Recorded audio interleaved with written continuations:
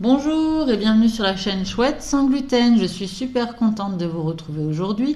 Donc si vous ne me connaissez pas, je fais essentiellement des recettes sans lactose et sans gluten le mardi et le vendredi. Aujourd'hui on va faire les bugnes car ça va être mardi gras et même si on ne peut pas défiler, on peut manger nos bugnes. Donc sans plus tarder, on va passer aux ingrédients. Ne vous inquiétez pas, je vous les mettrai aussi en description en bas de cette vidéo. Il vous faudra 300 g de farine de riz. Alors ça, c'est de la semi-complète qu'on m'a offerte gentiment. Mais après, en général, je la fais maison et j'ai déjà fait une recette comment faire sa farine de riz. Je vous mettrai le lien en haut de cette vidéo. N'hésite pas à cliquer et à revenir.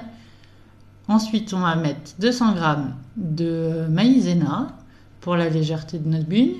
On va mettre une petite pincée de sel, 100 ml d'eau tiède, de la compote pour 100 g.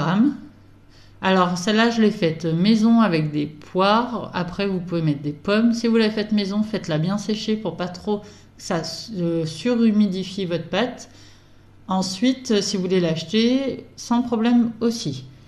3 œufs, le sucre glace pour la fin pour mettre sur nos bugnes, 100 g de margarine végétale bien sûr, sans lactose, un sachet de poudre à lever, une cuillère de rhum. Alors celui-là c'est du rhum arrangé, si ça vous intéresse que je vous fasse la vidéo, ça peut changer un petit peu. Donc n'hésitez pas à me le mettre en commentaire. Un zeste d'orange, j'ai pris l'orange entière moi. Après c'est vraiment selon les goûts, si vous aimez que ce soit fort ou pas. Après vous pouvez remplacer par du zeste de citron, vous pouvez pas mettre de zeste. Vous pouvez mettre une cuillère de vanille. Comme vous le savez, j'aime bien que vous ayez le choix.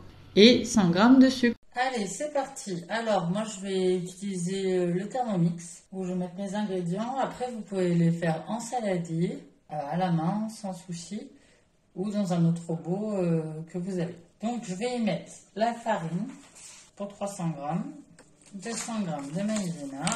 J'ai mis de la fécule de maïs. Après, si vous préférez la pomme de terre, vous pouvez aussi mettre la pomme de terre. Je ne l'avais pas précisé. Ensuite, la poudre à lever. On va mettre l'eau, les œufs, la compote et la margarine. Ne la faites pas fondre, pas la peine pour cette recette.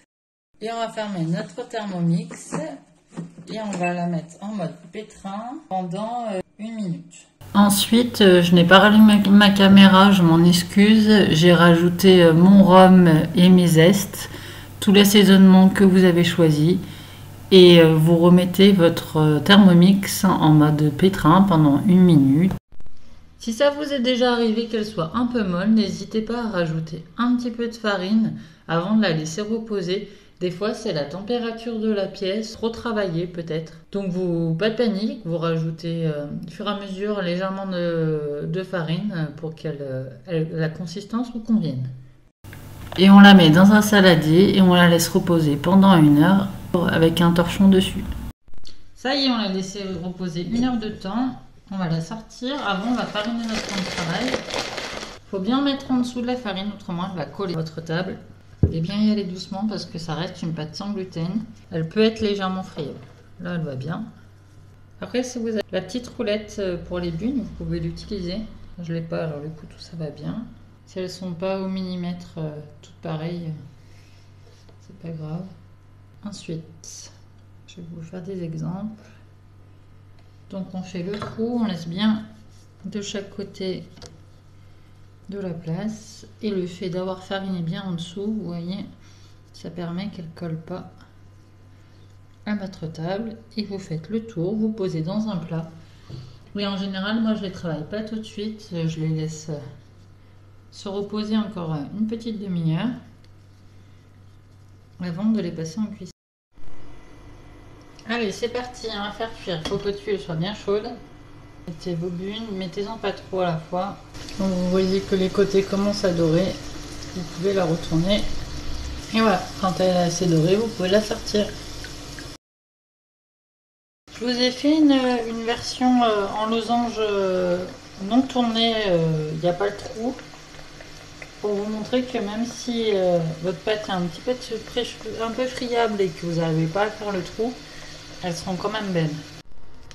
Et voilà, c'est tout bon. On n'a plus qu'à mettre un petit peu de sucre glace pour le plaisir.